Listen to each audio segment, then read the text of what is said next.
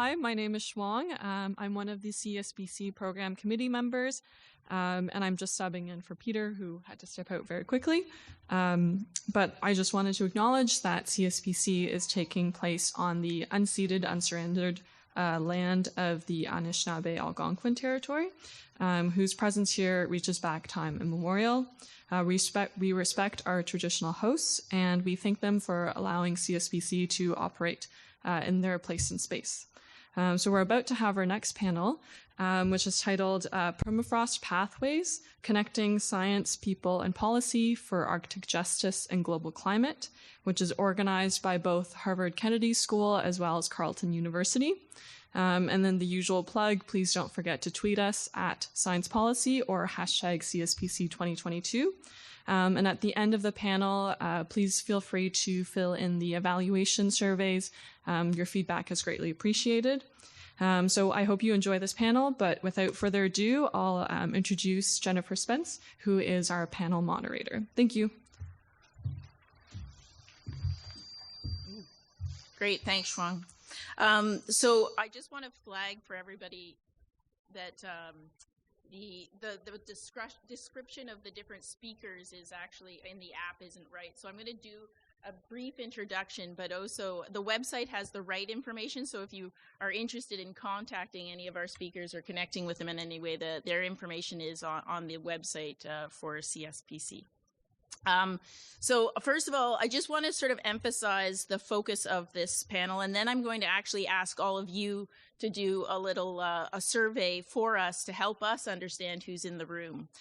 So if you can just pull up the moderator's presentation, that would be great. So I just want to say that this is an international project, and you're going to hear from John Haldren in detail about the Permafrost Pathways project. But part of the purpose of coming here today is very much to recognize that the issues related to climate change cannot be put into boundaries. And so Canadians and Americans and people all over the world are going to need to look at these issues, and it really does need to be multidisciplinary, and to look at both the science and the policy of this. And so we see this as a real opportunity to seek guidance from the Canadian research and policy communities in how to engage with policy researchers and the policy community as this important project moves forward. So with that in mind, to inform our panelists, I want to invite you to, if you can just click the screen. Sorry, we'll do this a little bit. You'll see you have, if you go to wooclap.com on your phone or computer, and you put in the event code CSPC 2022, if you can do that for me. And I'm going to ask you a series of questions to help inform our speakers. So this will still be up, so I'm going to ask to go to the next slide. It'll still be up at the top of the screen where you need to go. So if you just go to the next slide, please, and click the screen. So the first question we want to ask you is, where do you live?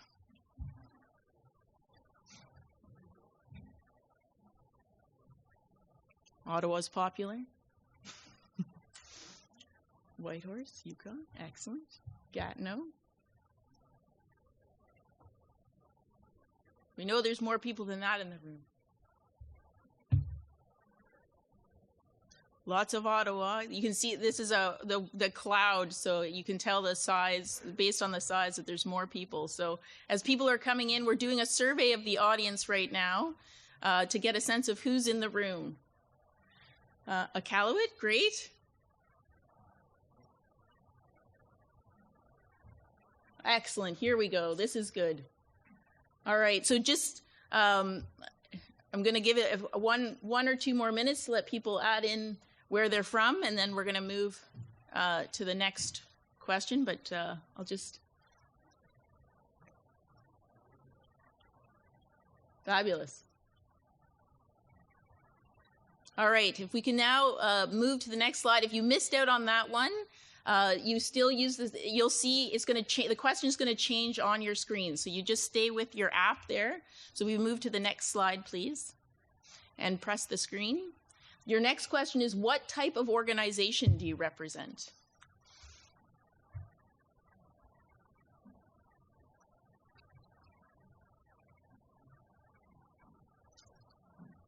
So we have lots of federal government folks in the room.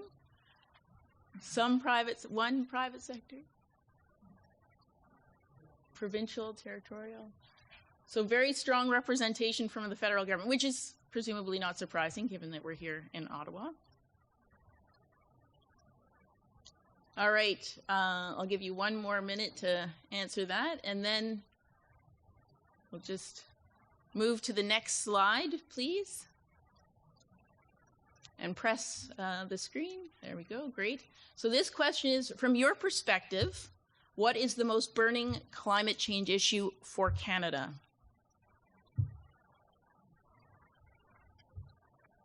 So again, for those of you who've just joined us, if you go to wooclap.com and put in this code, you can join us in answering these questions.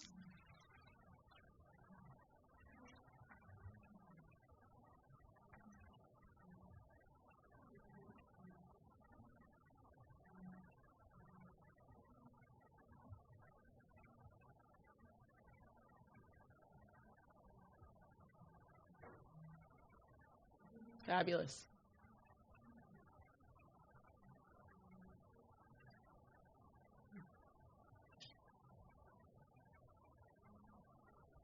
Fabulous. I will point out that you all kind of failed because this is a project, a panel on permafrost, and the word permafrost hasn't made the list. So we're going to try and convince you otherwise about the importance of permafrost as we move forward. But if I can get the next slide, please. So this is the last slide before I'm going to hand it over to my colleagues to speak with you. So how would you rate your knowledge of permafrost? And you have these different categories of the science, the impact on Canada's north, the global climate change, and how is it considered in government policies and programs?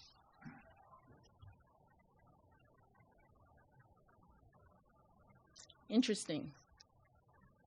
All right. This is great.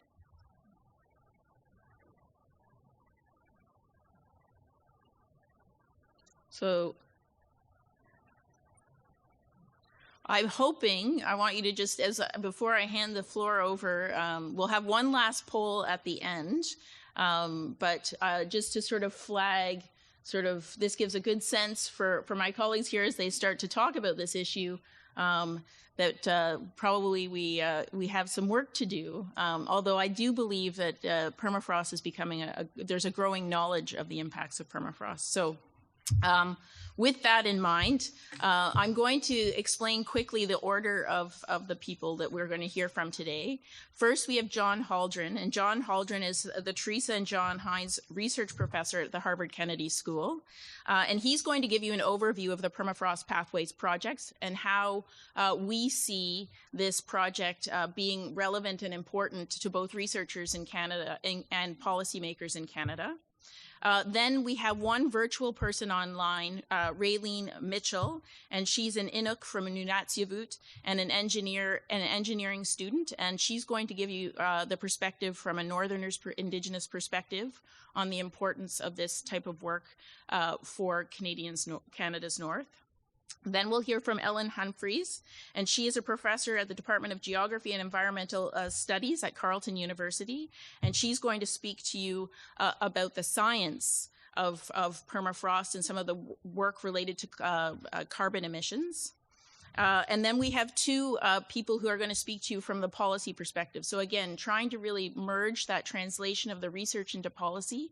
So to start, we have Janet King, who is the chair, among other things, the chair of NSERC, of the Permafrost Net Board of Directors, which is an initiative here in Canada. And then we also have Sarah Callhawk, who is the Director of Northern Science and Contaminants Research at the Crown Indigenous Relations and Northern Affairs Canada. And she's going to speak from primarily what are the connections Canada's government is making into international science assessments and how that influences policy. So with that, I'm going to hand the floor to John Haldren, and we'll take this one down and put up John's presentation, please. Does the clicker work from here? Can I click the slides? You can. It's just Okay, let's see how this is. No, that's okay. We'll wait for this to come up.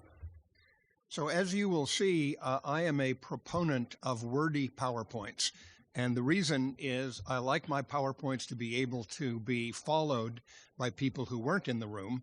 And I also like to be able to provide detail that goes beyond what I'm able to say in the limited time available. So forgive me if you hate wordy PowerPoints.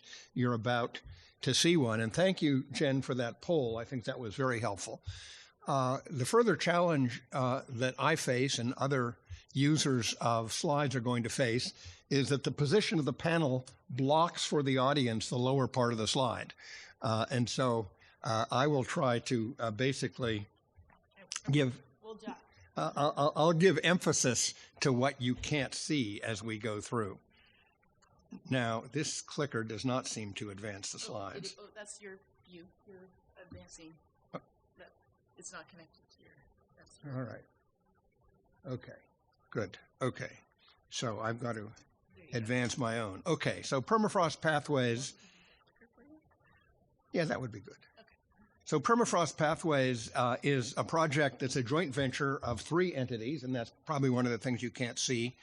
The Woodwell Climate Research Center in Falmouth, Massachusetts, the project on the Arctic at the Belfer Center for Science and International Affairs at the Harvard Kennedy School, and the Alaska Institute for Justice in Anchorage. And it's funded by the TED Audacious Project, at the princely sum of $41 million over 6 years, starting in April of this year. If I can have the next one. This lists some but not all of the project's senior scientific and policy staff. We have a very capable and diverse group with experience in the United States and Canada, but more broadly around the world. On Arctic issues in general and permafrost issues in particular. Let's have the next one, please. So let me talk very quickly about the context, and I think many of you know nearly all of this, so I can go through it very quickly. But we know from the science that the Arctic is warming 3 to 4 times faster than the world as a whole. We understand the reasons for that, and we know that with very high likelihood, those drivers will get even stronger and this pattern will continue. Very high proportion of the land across the Arctic and subarctic underlain by permafrost. We'll see more about that in a minute. Twice as much carbon in the permafrost as is currently in the atmosphere. And of course, as air and soil temperatures rise, the upper layers of the permafrost are warming and starting to thaw. The land overlying permafrost is slumping and subsiding. And organic carbon that's trapped in the permafrost is decomposing, and as it does, is releasing carbon dioxide and methane to the atmosphere, which is part then of the global driver of climate change. We are already observing permafrost thawing and warming over much of the permafrost region, and in many locations, we are seeing already increased emissions of carbon dioxide and methane from the permafrost. Next one. This just shows the extent of terrestrial Arctic permafrost divided into continuous permafrost, which means more than 90% of the area is underlain by permafrost, discontinuous 10 to 90%, and isolated patches. And what you see here that's particularly important to this conversation is that Canada has the second largest permafrost area in the world after Russia and far, far ahead of everybody else. That makes Canada a central player in the permafrost issue and how we deal with it, not just as individual nations, but as a world. If I can see the next one, very quickly, impacts of permafrost thaw.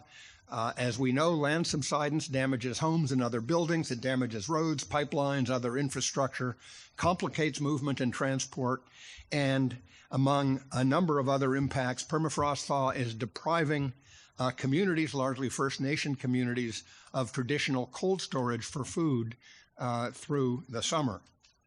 Local to regional impacts, permafrost thaw can release previously frozen toxins and pathogens.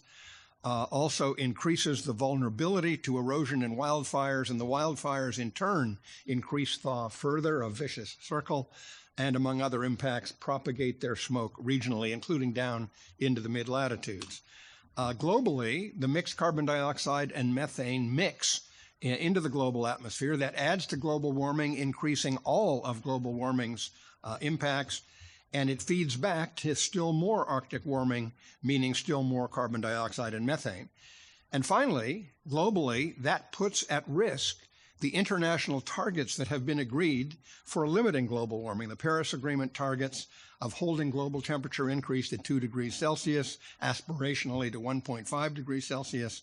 As we'll see, associated with that are carbon budgets, how much more society can emit before those targets are exceeded. And again, permafrost thaw has the possibility of taking big bites out of those carbon budgets, meaning we're even further behind the curve than most people have thought. If I can see the next one, please. Now, the status of the project in 2022. First of all, very importantly, observations and monitoring of permafrost thaw and the emissions from permafrost thaw are not sufficiently pervasive, comprehensive, or continuous to support the needed responses, both in the present and in terms of projections for what we need to be ready for in the future. Second aspect of status, government policies and planning for Arctic community adaptation to permafrost thaw are largely missing. They're still missing. Most pre-2021 global carbon budget estimates of how much more society can release without exceeding its agreed targets, those carbon budget estimates did not, before 2021, account at all for future carbon emissions from thawing permafrost. The IPCC's sixth assessment report, Working Group 1, the science report, did start to take emissions from Arctic permafrost into account, but the estimates in the IPCC's discussion are biased low by emission of drivers other than gradual thaw. And there are lots of drivers other than gradual thaw, thermokarst lakes, drastic slope erosion, a number of others, the effects of wildfires, all left out. And as a result, the IPCC's estimates, which already give cause for concern about the bite that these emissions are taking out of our global carbon budgets, are almost certainly serious underestimates. And the last point, the one that you probably can't read because it's behind the panel, is that near or beyond the high end of the IPCC's estimates, the bites out of carbon budgets taken by permafrost releases are going to be really large. Next one, please. Just a few of the many recent scientific reports published in the peer-reviewed literature documenting how serious this problem is. Most policymakers, of course, do not read the peer-reviewed scientific literature, and one of our tasks in the Permafrost Pathways Project is to communicate more energetically with policymakers about what the science is really telling us. Can I see the next one, please? So the goals of the Permafrost Pathways Project are indicated here. The first one is to help expand and strengthen the monitoring, which, as I noted, is currently deficient, the monitoring of permafrost thaw and its emissions of carbon dioxide and methane across the Arctic. Secondly, to contribute to the development of more accurate models of permafrost thaw processes and their carbon emissions so that we can make better projections of what is in store. Third, to develop and implement co-created indigenous-led permafrost thaw adaptation processes in 10 Alaska Native communities as a sort of a precursor of what needs to be done more broadly. And then fourth, work to advance co-created permafrost thaw adaptation processes more widely across the Arctic. And finally, to engage with national and international climate assessment and climate policy processes to ensure inclusion of up-to-date understandings about permafrost thaw and its emissions, in forming emissions targets and in adaptation and response planning. Next one, please.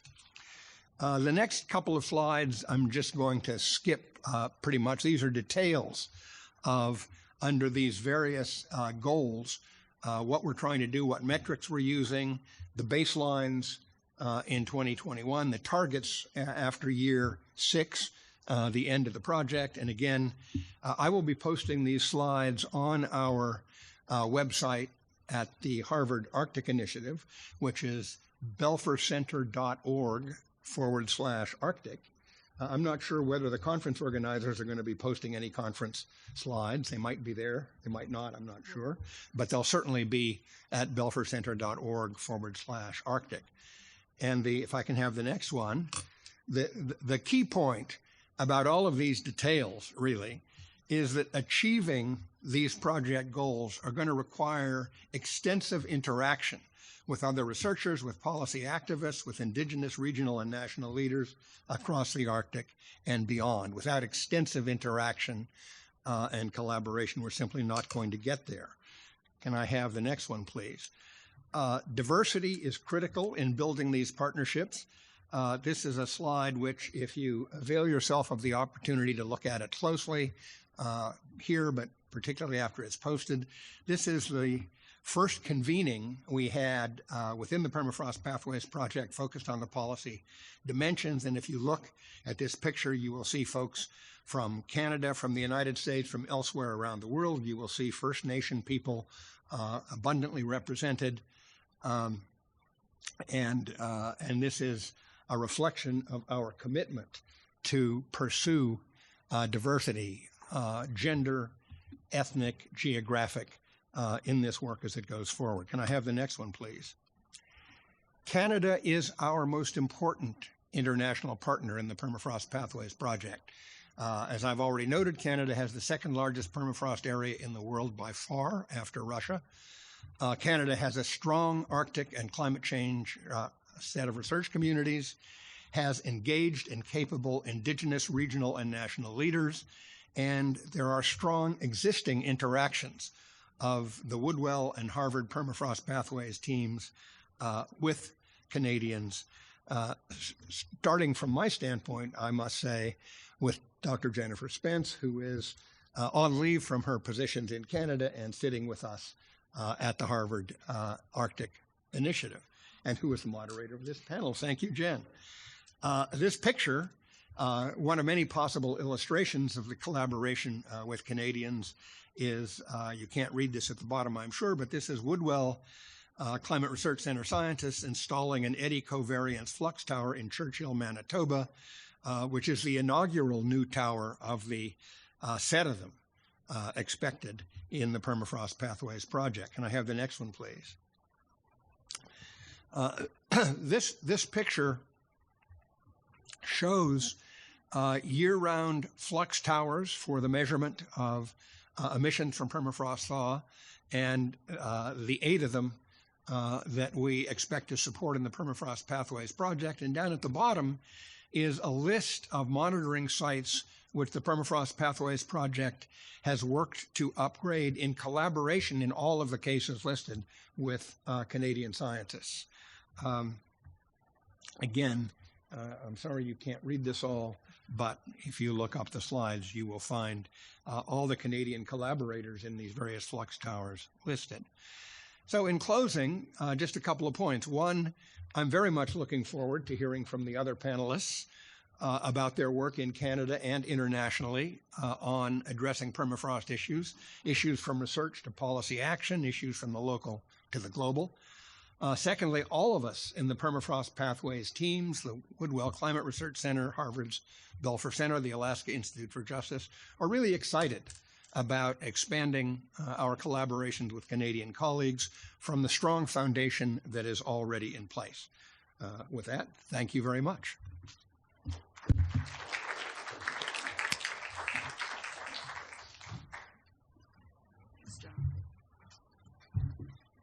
Thanks, John. We're now going to hear from Raylene Mitchell, who wasn't able to join us in person, but she's going to speak to us remotely. And a huge thank you to Raylene for making the time. I just want to also let you know that we will be able to see Raylene, but she can't see us. So she can hear us, but not see us, is my understanding. So if we could just have Raylene put up on screen, that would be great.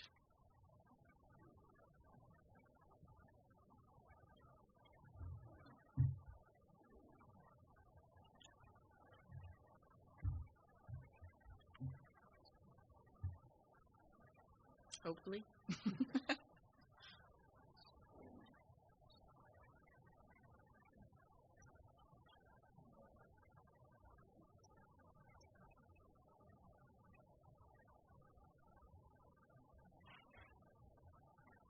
There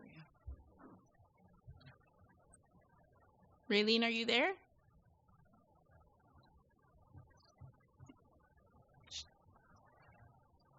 Are we,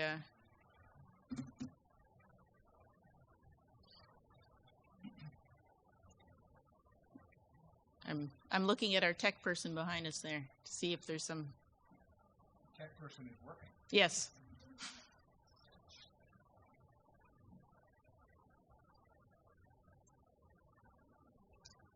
I'm wondering if she can not hear us because she's got her video off.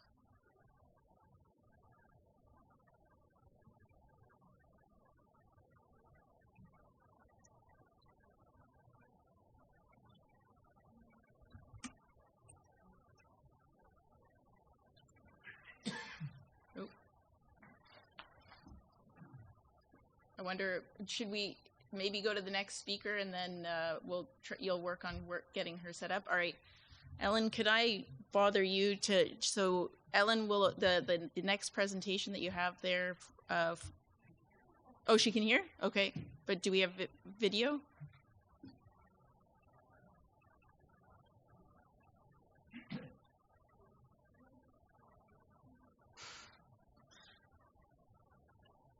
The joy of hybrid events. There we go. Hi, Raylene, can you hear us? Yes, I can now. Okay, and Raylene, I was just explaining to everyone that we can see you, but you can't see us. So if there's anything, we need to speak to be heard. So anyway, please, if you would go ahead, that would be great. Okay, for sure. Hello, everybody. My name is Raylene Mitchell, she, her pronouns. I'm an engineer from Nunatsiavut, specifically Makovic Nunatsiavut, which is in Labrador. I do a lot of my work in trying to decolonize and indigenize engineering. A lot of the work I do is with Northern engineering and how we can make things that were designed for the South better for people that live up in the Arctic. And instead of modifying what we've done for the South for the Arctic, designed specifically for the Arctic. I was in attendance for the Arctic Resilience Discovery Workshop, which you might have mentioned, in May of 2022 this year in Boston. Before arriving, the colonial environment was pretty intimidating for myself, but I made space for those feelings and decided to discuss with intent. Being an Inuk from, the subarctic, and going to a place like Harvard was very intimidating. But I decided that to discuss with intent, and the awareness that our Arctic Initiative team members had was for the feelings that I might have had was pretty comforting. Their awareness is pretty reassuring for myself. So from the workshop, there were Indigenous groups from all over the world, Canada, Alaska, Greenland. What we gathered was that we are just as much as we are alike as we are different. So some of the things from this workshop that I thought worked really well were right from the beginning across everywhere that we had people from. We said no reports. We've seen reports like for decades. And that was something that we immediately said. There was no real space for that. We have work saying that work needs to be done. We have reports saying this, but it's action that we're looking for.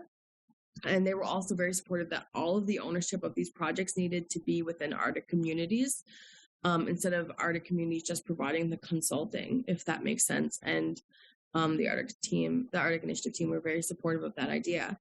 With that being said, when the methodology is created for this project, it needs to be done with elders, Arctic community members, scientists, engineers, all at the same table, so to speak. They were mentioned a couple other good things that I saw from my own point of view, that it was understood that youth involvement is key for making this project successful. and lateral communication was definitely a highlight as well. Something key that we need to work on instead of the north to south to north communication that's been done in the past. Creating a lateral communication with youth and other project members is super important. We already have things like that, such as the Arctic Youth Network. The success factors we determined would be a lesser burden of uncertainty on permafrost thaw, durable resilience toolkits distributed to communities, and any work being done in the communities would be best done with Arctic Youth. Those were the highlights that I saw from the project that, from my point of view, would make this project successful, being someone who's from the subarctic. Some suggestions that I have based on being an Arctic resident or subarctic resident. Number one is don't let our age fool you. This isn't the same really as a job interview that, for example, when you're hiring people for this project that will be taking care of these toolkits or other training in the north, this isn't really the same as the colonial idea of a job interview. We didn't just leave a 4-year training program or an undergraduate degree. Arctic youth want to protect their home, people, and their way of life. And this is something that they've been training to do since the day they were born. There was also a mention of 2 different peer reviews, one with scientists and scholars in Arctic research, and then another with Indigenous people and elders. But I think it would be really important to bring all of these people together at the same time, having these discussions. I think the molding of these 2 groups together, so they're not mutually exclusive, would be pretty important for this project to start, because that's something that hasn't really been done. There was mostly just Indigenous consultation, and then we go back to the drawing board with the scientists. It needs to be more of a holistic environment. And something that I sort of mentioned was that when you're looking for people to work with, be creative and be mindful. It is very easy for us, in myself, to want to hire someone or work with someone that has the most impressive resume. This is a very, in my opinion, colonial way of looking at hiring people. There are Arctic residents and others alike who don't conform to this idea of good on paper. For this project, I think, to become successful in aiding the resilience process of Arctic residents, there are other indicators that you would need to look for. So, and the final suggestion that I would, or not suggestion, but something that I think we should consider going forward is that Arctic people, we share a few things in common. When I was speaking to the people from Alaska or the people from Greenland, cold resilience comes to mind.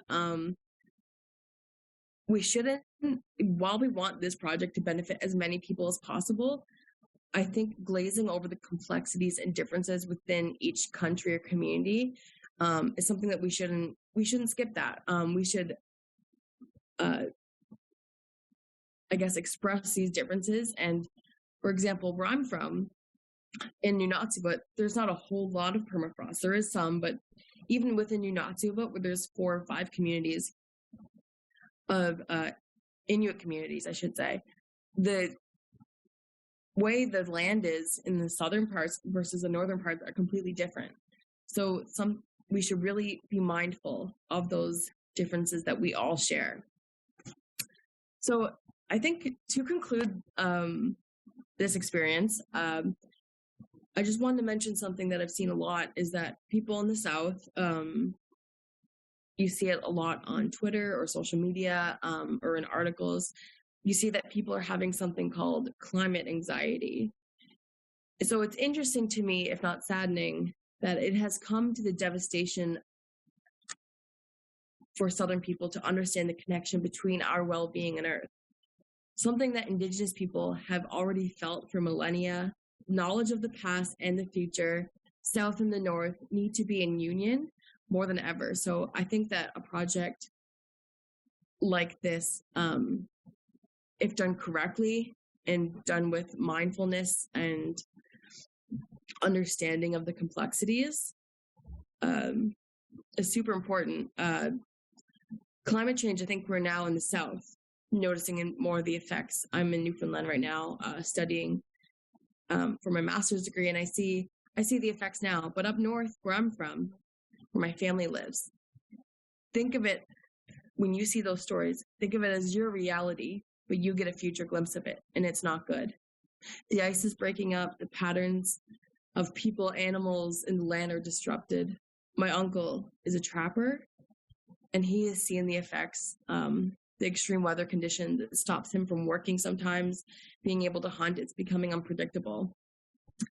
It's not something that's in the future. It's something that's happening now. Just last week I was up north, and it was 14 degrees Celsius in November. It's a lot different than I remember 10 years ago when I was just a little kid. So I really appreciate your time in hearing what I have to say. The residents of the Arctic and subarctic people are key in making these projects work. And as I said, don't underestimate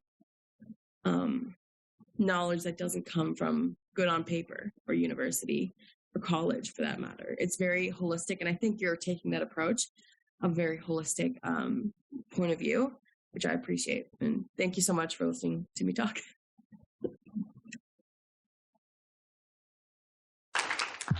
Thanks so much, Raylene. Can you hear me? Okay, so people are clapping. I just want you to know. Are you able to stay on till the end, so that in case people have questions for you?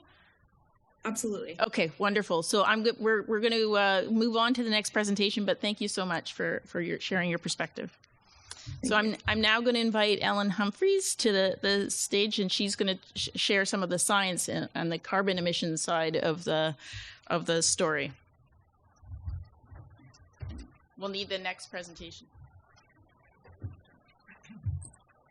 All right, am I on? Oh, maybe not yet.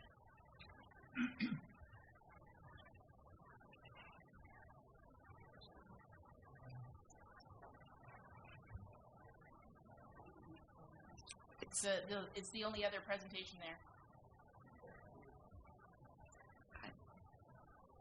Really? There should be 3. Did one get deleted?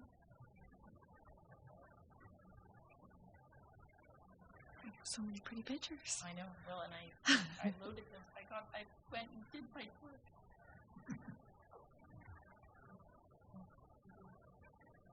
Yeah. Why don't I have it on a stick? So Okay. why Do don't you want Yes. to let the next person go? Okay. We're going to continue to flow with the technical issues, so I'm going to go over there to give the presentation again. But I'm going to. Oh, okay. Never mind. Every time I do that, it works. So I should just do it faster. Okay. Thank you. Okay, can you hear me okay? Great. All right. Oh, it's gone. Oh, no, it's back. All right. Thanks for inviting me, Jen, to speak today. It's a great delight, and I'm just going to present a little bit of the research that's going on in Canada related to this topic. I'll preface this by saying that permafrost research in Canada is hugely varied from a scientific perspective. I have colleagues who look at it from geophysical perspectives, thinking about fundamental research questions about the origin and the development of ground ice, and then others looking at really applied issues related to permafrost and permafrost thaw, such as the stability of waste sumps in permafrost terrain. But what I'll focus on in this presentation is the work that my colleagues and I are doing on this question of permafrost carbon and its exchanges of greenhouse gas with the atmosphere. Oh, and it's not working. Yeah. This one? Yeah. It was working. It's not working.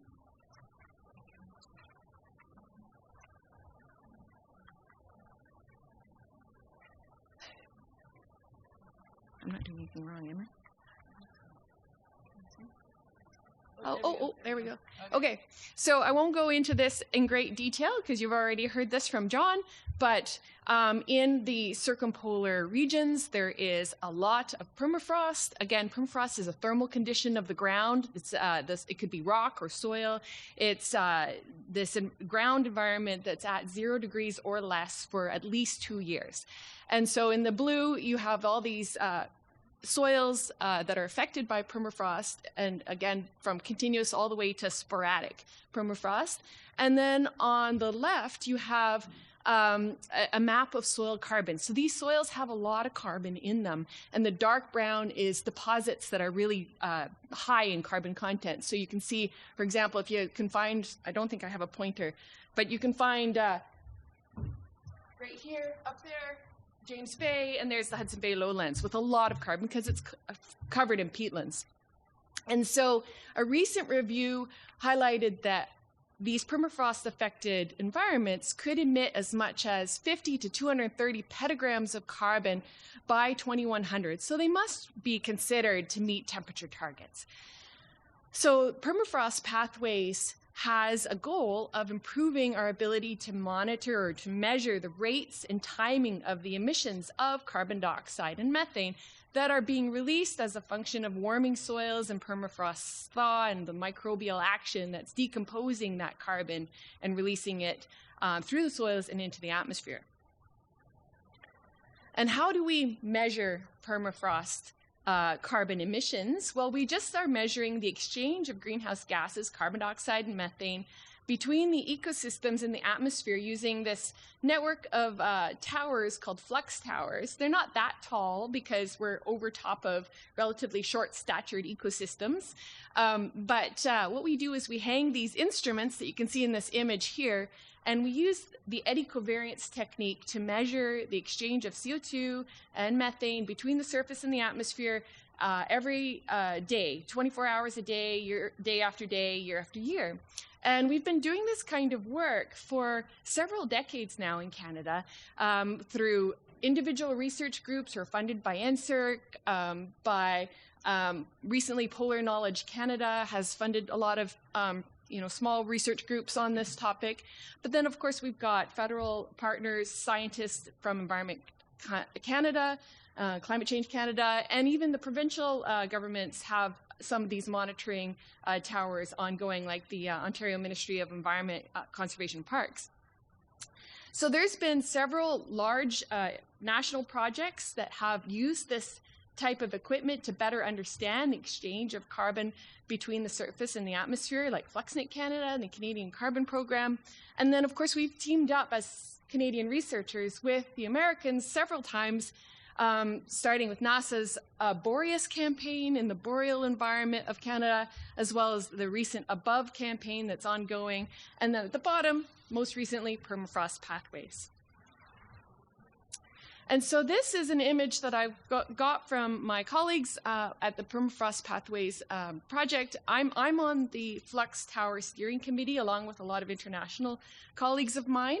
And the colors here are representing uncertainty, essentially, in our ability to scale up and estimate the emissions of carbon dioxide and methane from these environments. And then you can see all the little circles are active tower sites. And then in the triangles, there should be two. Yeah, there they are. The triangles are new supported sites from Permafrost Pathways funding. We are really lucky in this research community to have a lot of organized data repositories, so we can send our data to Ameriflux, and then it's available, open public availability, and there's a lot of synthesis work being done internationally and nationally. And then FluxNet, so the previous one was Ameriflux, and then FluxNet, and then FluxNet is another website which is for the international community data. So here's that same image again with a more recent update on the colors. You can see the red is starting to get less dark. And if we go to the next, we go back and forth, oops. So you can see that it's a little bit darker orange color. And then with the addition of support from Permafrost Pathways and the addition of a couple of towers, including these locations here that I've listed on my slide, you can see that our uncertainty is getting reduced. In fact, even by going between this image and this one, you can see that the coloring is getting a little bit less dark even in Russia. So by adding towers in North America, we are still improving our circumpolar knowledge, despite the fact that it's for obvious reasons, difficult to be working in Russia at this time. So at this point, I just want to really quickly just touch on some of the work that I do with my colleagues. One of the research sites that we've been working on for the last decade or so is in collaboration with the Ministry of Environment, Conservation Parks here in Ontario, and the Atapskat, Moose Cree, and Winnusk First Nations. And we've been studying the exchanges of carbon dioxide and methane in the Hudson Bay lowland peatlands. And one of the measurements that we've been doing is methane flux measurements, and we've carried them on for quite a long time now. You can see there's gaps. It's difficult to measure all the time. We have this all solar power paneled equipment, so we do have gaps, but we do our best to fill these gaps with expert opinion as well as measurements. And what we found is not too surprising, but as permafrost is thawing, we're going from areas that are what we call permafrost plateaus that have relatively small emissions of methane because the permafrost is driving the peat up out of the water table, and so the soils are drier. And then when those permafrost plateaus degrade, then the methane emissions go up. So with warming and more rapid permafrost degradation, we expect increasing emissions of methane. In peatlands further south, we don't have a permafrost core, but we have cold soils, and again, just that warming of the ground is potentially increasing our methane emissions if the environment gets wetter. But if it simply gets drier, maybe that'll reduce the methane emissions in some of these sites. I've started to work with some colleagues of mine in Iqaluit. We are looking at water issues. So this is where this community has had several major challenges with their water supply. And from a scientific perspective, we can help a little bit by better understanding the water budget so that we can understand the effects of permafrost dynamics and climate change on water quantity from current reservoirs and future sources for their drinking water. So we have set up flux towers once again, and these flux towers, although we are focusing here on the carbon emissions and measurements, we can also measure water vapor flux. So this is the evapotranspiration, the amount of water that's simply lost from the ground and up into the atmosphere as water vapor. And we can do a better job with these measurements to understand how climate change, year-to-year variability in weather is affecting the water budget of these environments that feed their reservoirs. And Permafrost Pathways is supporting one of our flux towers in this area to help us, again, get year-round measurements of water vapor flux measurements, but also will measure carbon emissions and uptake. And finally, this is a slide just showing one of my main research sites. This is Daring Lake. It's a fly-in site. It's in the Central Northwest Territories. And this is an environment where we've made measurements for a long time, but again, it's difficult to measure over winter. And so we are working with researchers from Climate Change Canada to develop better Arctic carbon models so that we can estimate current and future carbon budgets. And what we found at the Daring Lake tundra is that once we develop our model by adding shrubs into the model, it's an important plant functional type in this environment, we end up with a site that's actually emitting more carbon dioxide than it's taking up. And it's a bit of a surprise. These are soils that have accumulated carbon for hundreds of thousands of years, but at this time it looks like they are a source of carbon dioxide to the atmosphere. And with that, thank you very much.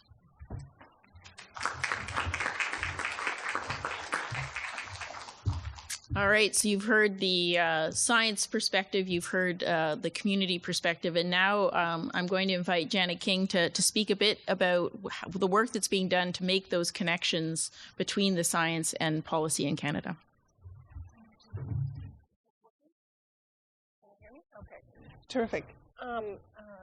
And thanks, colleagues, for some very interesting introductions. I hadn't heard your research before, so I was listening carefully. That's quite loud now.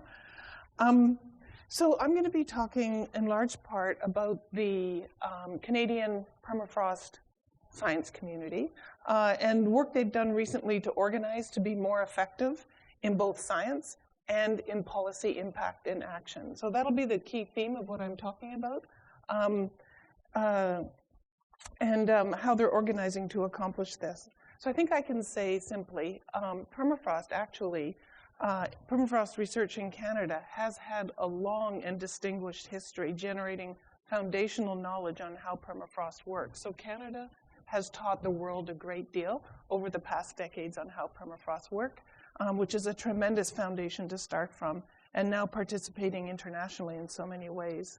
In 2017, the community convened a workshop, essentially the research community, not so much policy yet at that time, to consider the future path for permafrost research in Canada, clearly recognizing and still recognizing that no single research group, no single research government agency, industry, organization could tackle the complex long-term challenges presented by widespread permafrost change. So with that in mind, they said, what can we do better? How can we be more effective as a research community? And at that time, two complementary initiatives arose from that conversation and are still growing. One was the establishment of the Canadian Permafrost Association. It's a not-for-profit with a mission of bringing communities, researchers, and practitioners together to advance the overall understanding of permafrost environments. And the association is increasingly active, putting on webinars, training sessions, supporting Arctic action groups such as the Permafrost Carbon Feedback, which I think is connected quite closely to this initiative as well. Annual meetings, conferences, they're really trying to create a space for Canada's permafrost community to come together and grow. They are also the position to advise the International Permafrost Association on Canadian issues. The second outcome was actually the proposal for what's currently underway, a permafrost partnership research network, which NSERC funded, and which is now in its fourth year. The objectives of this network are to work with partners, and it's clearly grounded in partnership. It's governed by partnerships. It's delivered by partnerships. And its intent is to unite key scholars and stakeholders from government agencies, industry, Indigenous and Northern communities, all with the common goal of generally boosting Canada's ability to know of and adapt to the profound permafrost change that we are facing. And it's also understanding the interactions between climate, permafrost, and infrastructure by involving knowledge holders across any domain that wishes to participate, and trying to connect the small-scale findings from field sites, some very specific research, with national scale modeling and prediction. So it covers all of that space. And of course, data and data management are a key element of the network. I think there's been a longstanding challenge in this field as well as in many others in terms of interoperability of the data that you need to share information and to contribute to the science community at large. So the network's now in its fourth year, after challenging first few years with COVID, because a lot of this work, of course, is grounded in field work such as yours, but is really, they just finished their AGM in Yellowknife yesterday or the day before, and I think the results are showing that it's very energized and moving forward. For both of these organizations, their websites are easy to find, and I invite you to take a look at what they are and who they are. Of course, I need to note that there's significant permafrost-related work underway in the federal government, and all you feds in the room will know this already. But just, we've heard about a few here already, but ECCC, NRCan, CERNA, Transport, we work closely with Transport, the NRC, Polar Knowledge Canada, the Standards Council, and numerous others that I don't have time to reference here. I'm not going to go through their mandates or primary activities. I'll just mention one or two activities, some closer to the policy space, some now demonstrating some move into broader programming as examples. So again, I think people will be generally familiar with ECC's Climate Science 2050, sort of an umbrella science plan and a national synthesis to better understand the breadth of climate change science and knowledge needs that exist in Canada and how to move towards a climate resilient net zero Canada. The GSC, the Geological Survey of Canada, has also received new funding through its GEM program, Geomapping for Energy and Minerals, and it's to support research on permafrost climate infrastructure interactions around major existing and proposed transportation routes in permafrost environments. So very much focused on the infrastructure impacts of all of this change that we're seeing. And again, I'd encourage you to look at their websites, a wealth of information. Now, the broader permafrost community, both as a community, as these entities, and as individuals, are engaged with these departments in many ways.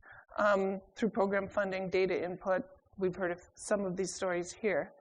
But I'll just speak to one example of policy advocacy because both of these organizations are working hard to bring the voice of permafrost interest into policy decision makers. So both PermafrostNet and the CPA submitted substantive comments to this past summer's consultations on Canada's national adaptation strategy. We highlighted the seriousness and urgency of permafrost change to a document that was generally focused on fast onset climate changes, much needed focus on extreme weather, floods, fires, which one can understand. But we felt strongly that had considered permafrost impacts in Canada. So we requested that permafrost change be recognized as urgent and critical and be explicitly addressed. We encouraged the development of a focal point for long-term coordinated action on permafrost.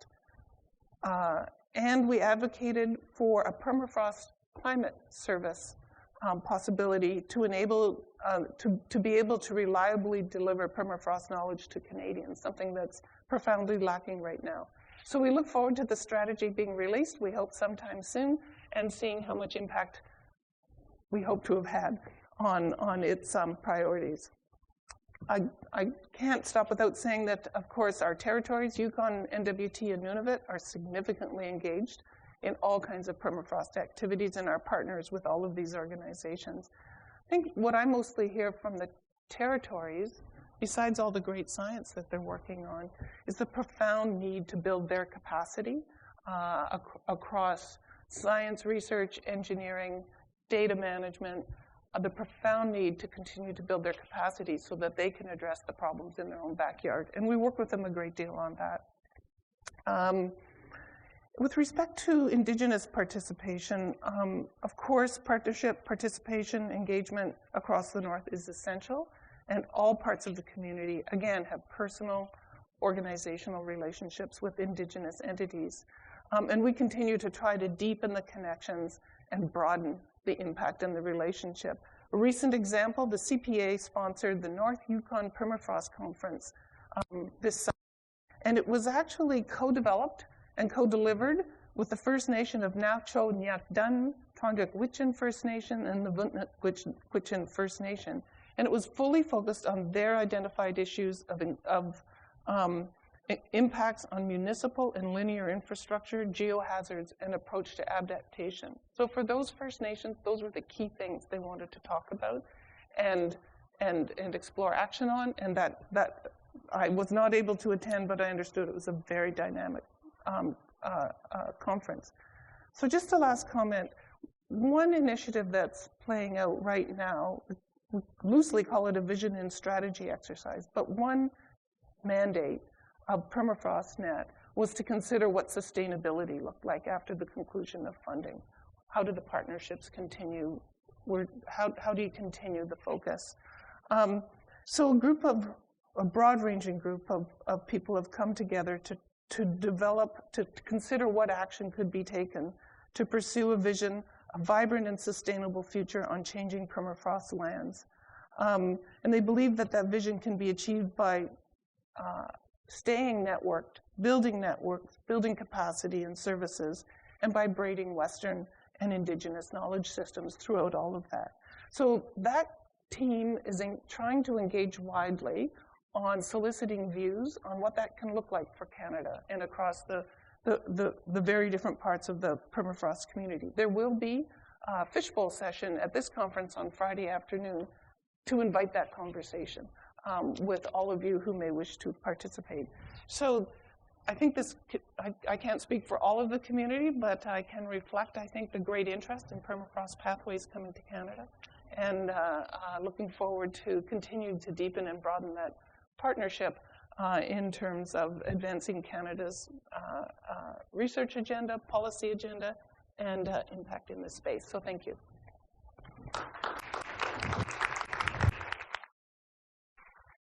Wonderful. And last but not least is Sarah Culhawk, and she is going to share with us some of the approaches that ultimately what Canada does on a domestic front and how that interrelates internationally, and how important that aspect of what we're trying to do is as well.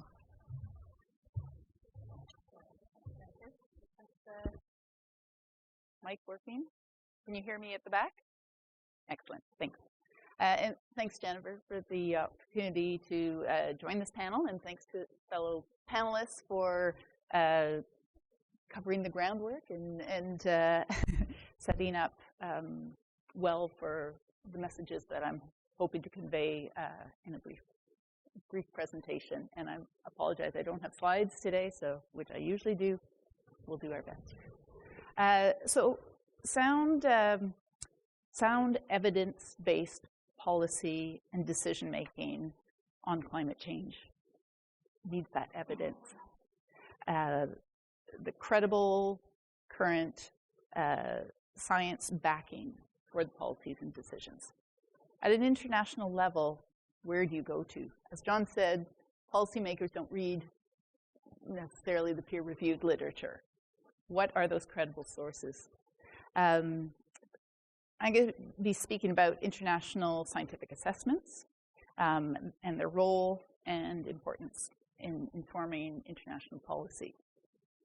I will actually focus more on the work done under the Arctic Council, specifically under the AMAP, the Arctic Monitoring and Assessment Program, but I do also just want to speak a little bit about the IPCC and what John has already referred to, the AR6 Working Group 1, and the importance of what that has found.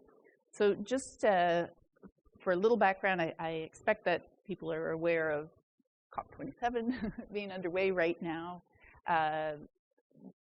Those are informed by, among other things, the Intergovernmental Panel on Climate Change, the IPCC, which is a scientific group that's set up by the UN in 1988 to provide comprehensive assessments of the state of the scientific, technical, and socioeconomic knowledge on climate change, its causes, potential impacts, and response strategies. It does so by a number of working groups that produce these reports. And I won't go into the details because I think we've heard a lot of the science right now, but just to speak to what those assessments involve and what a massive process they are. In 2021, the first installment of these 6 assessments, so this was the one that is focused on the physical science and which includes permafrost in there.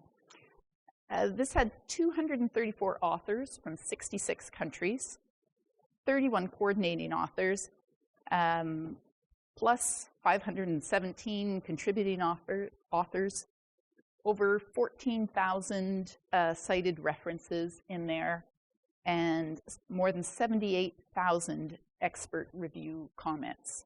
So when these come out, these have been, the findings are really the best state of knowledge at that time. These are credible sources of information. The IPCC reports are not the only ones. They are global in their scope. If we're looking specifically at the Arctic region, which is, of course, great relevance when we're talking about permafrost, there's the Arctic Council, which is the intergovernmental forum for the Arctic region. It involves the 8 Arctic nations, as well as what are called permanent participants. These are indigenous organizations that are part of the Arctic Council, and that's kind of unique to the Council, to the Arctic Council, bringing indigenous people's organizations into the core structure of that body. I will just say, you may be aware as well that the Arctic Council itself is in an unprecedented phase right now since March, when 7 of the 8 nations identified a need to pause because of the situation in Ukraine. And subsequently, the Arctic Council is operating under limited resumption of activities right now. So when I'm speaking of the Arctic Council, I'm going to be referring more to the activities prior to March of this year. So the Arctic Monitoring and Assessment Program, or AMAP, is one of 6 working groups under the Arctic Council. It is the working group that is tasked with monitoring and assessment of issues of climate change and pollution and their impacts on ecosystems and human health. So this is where permafrost clearly fits in the climate change discussions, but also has relevance to the other areas. The other working groups, too, of the Arctic Council also look at climate change. So climate change permeates all activities in some ways of the Arctic Council, or it's underlying. The AMAP produced its first Arctic climate impact assessment in 2005. Hard to believe it was only 2005, but since then there have been many reports that have come out, and some key ones, and they're still highly relevant. The Snow, Water, Ice, and Permafrost in the Arctic, or SWIPA, report first came out in 2011, and a subsequent report, follow-up to that report in 2017. When AMAP does assessments, it's not only the science, they also produce a summary for policymakers. And this, judging by what we saw in the initial survey of the audience here, and your understanding of permafrost, how you rate self-rated, these are documents that are really designed for policymaker community. High-level, high-impact statements backed by science. They are for the taking. We are encouraging that you use them. And there's also a series of recommendations for policy, recommendations for science, filling gaps. So these documents, and they are all available at www.amap.no for Norway, where the Secretariat is based. So that's amap.no. All available for downloading. Subsequent to those SWIPA assessments, we've also, because the assessments themselves they're lengthy undertakings. As I said, they're really big. AMAP assessments, not quite on the scale of the IPCC ones, but still in the order of 100 lead authors, contributing authors, and several observer organizations and observer countries involved, as well as all the countries and permanent participants. So on a biennial basis, so every 2 years, there's also a climate update that comes out. So I want to put, it's really important that the good and solid science that is done in Canada, in the US, through permafrost pathways, that it has greater impact by feeding into the international assessments, by that information being pulled together and having the opportunity to have even higher impact with the results. So participation of experts in these assessments is by a nomination process. So it is the lead experts of the world on these subject matters, and producing the science and the high impact statements that policymakers are highly encouraged to use in your processes. So I will leave it with that, and thank you.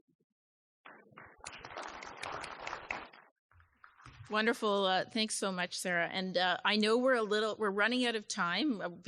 We started a bit late and then with a few technical issues, but I do want to invite some questions to see if you have any questions from any of our speakers. But also I'm going to ask the last poll question to be put up, if possible, at the same time. So for those of you who did the woo clap, it should still be open. Hopefully this will work.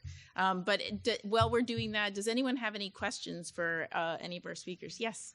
And I guess I'm going to give you this.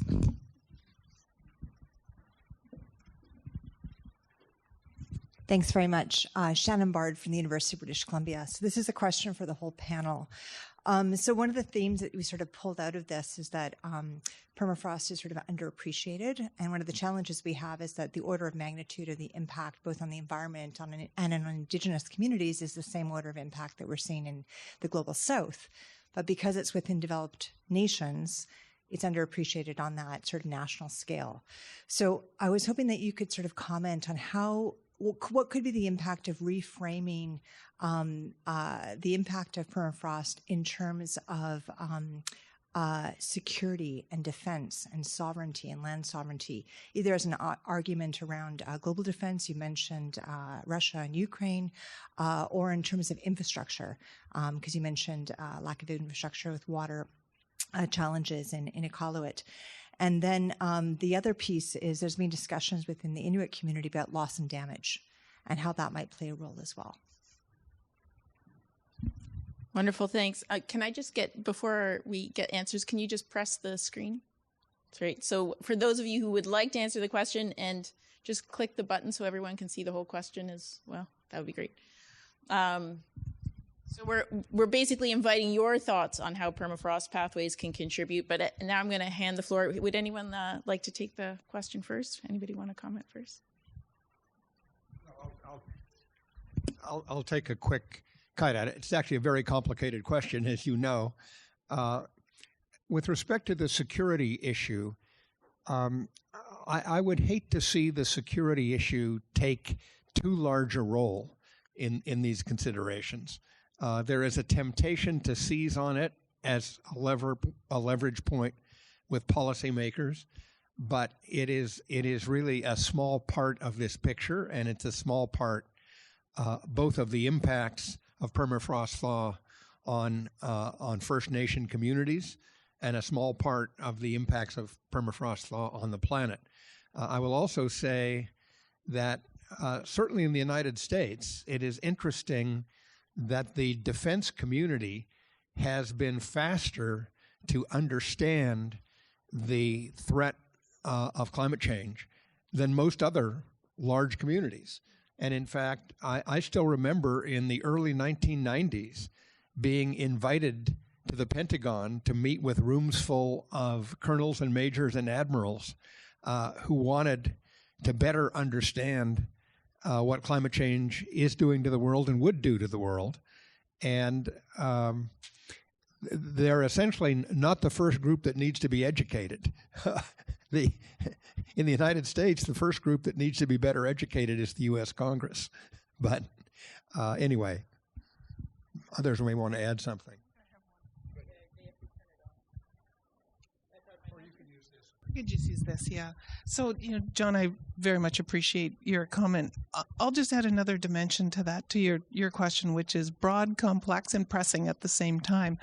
From my perspective, a thriving North is the foundation to security and national sovereignty. So, addressing deep challenges to infrastructure, to communities, to everything we've talked about here is the essence, I think, of Canada, this country, having a secure North, people's economy, all of that. So that's a different kind of answer. Your second question, I'll try a start at that and then hand off the microphone. So loss and damage, and you mentioned in particular Inuit communities. plays a big role. It's just one very urgent expression of everything we've been talking about. So I'm just going to add a spin to this. It may not be at the local Inuit community level, but loss and damage is a critical aspect of what we need to think about going forward. So I'm going to do a little ad here for our session on Friday. If you're able to come to that, we actually have a reinsurance expert who will be talking about, and I've heard her speak before, about the actual remarkable math and economics around not knowing what we don't know. And it's from the granular scale to the territorial scale to the national scale. I'm no expert, but I'm just saying it's a remarkable field, and there are some real experts.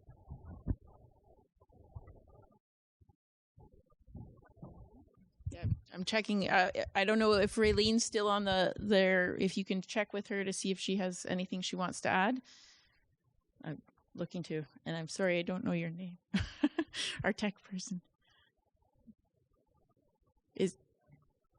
Hi. So unfortunately, like halfway through the question, it got cut out, so I didn't hear the full thing. I don't know if you want to repeat it, or I know we're also on time, so it's fine as well. Yeah, we're basically talking about sort of using the language of security to sort of elevate the sort of focus of the importance of it. And I'm sorry, I'm butchering your question, but and also the question of what the priority should be in terms of moving forward, really. And if you, having not heard the question, did you want to add anything? Yeah. So in terms of security concerns and climate change, for me specifically, we are my Inuit people are subarctic. We're not in the Arctic, but there's a lot of issues such as security concerns like forced migration and displacement. So for this might not have rippling effects across the South, but our foodways are heavily disrupted. And with that comes rippling effects into, if we don't have one type of fish or one type of animal, we might have too much of another. So the way that we perceive and have been living and is getting a little, it's almost like a domino effect in that regard. And with that, our water supplies, I know that a few of my uncles were saying in Makhovik that our water supplies are different from added precipitation in the north. It's affecting the contaminants within our water resources, I've heard. So I think, having heard part of the question, that would be some of the big security concerns in my community where I'm from. Great, thanks, Raylene. And can I just get can you flip it back up so people can see the answers? That would be great. There we go. So here are our answers. I'll let people look at that themselves. Just so you know, this is all recorded as well, so we'll be able to take this away. Does anyone else have any questions? I know we're at end of time, but anything burning? But if not, I'm going to thank the panel and thank all of you for joining us today, and to emphasize again Janet's point that just to emphasize how permafrost is becoming and growing importance, especially in the Canadian context, there will be another permafrost session. So please join us on Friday for that fishbowl exercise to be part of that conversation as well, and emphasizing the importance of all the layers of this and the opportunities to leverage projects like this in the Canadian context. So thank you very much for joining us today.